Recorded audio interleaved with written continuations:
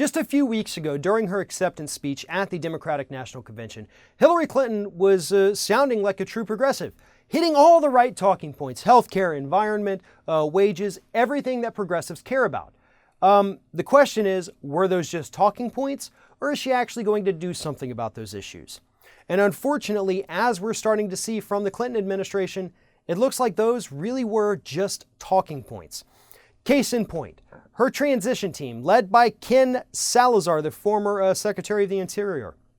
That selection of Salazar to head up that transition team for when the Clinton team moves into the White House shows that she is still going to be a very corporatist Democrat, a corporatist ruler, and everything is going to be to the benefit of corporations.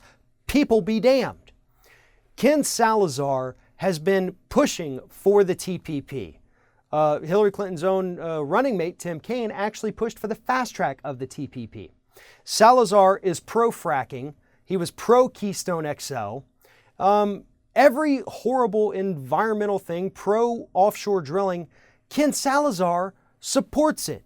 He thinks we need to have more drilling, more destruction of the environment to the benefit of only the fossil fuel companies.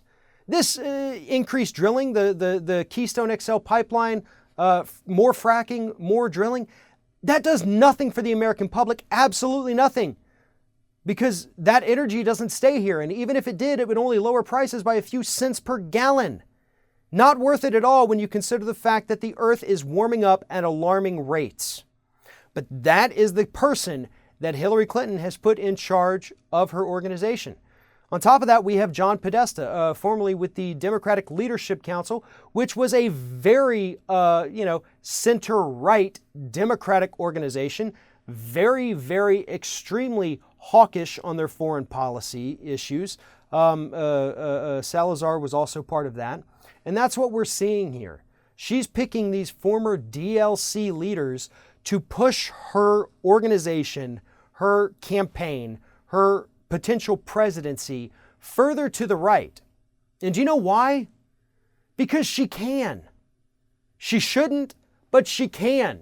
She is running against the easiest to beat candidate in political history. It would take a true moron to lose a campaign against Donald Trump, and Hillary knows that.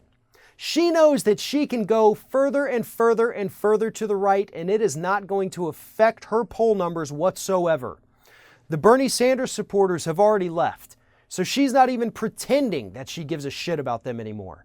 She's just moving further to the right because instead of trying to attract the true progressive Democrats back to the party, no, she wants the Republicans to come over to the party. The Democratic Party cannot continue to act as Republican light. All the Republican flavor with just a little less filling. That doesn't work. The Democratic Party is supposed to care about the environment. They're supposed to care about American jobs. They're supposed to care about decent wages and healthcare and things like that.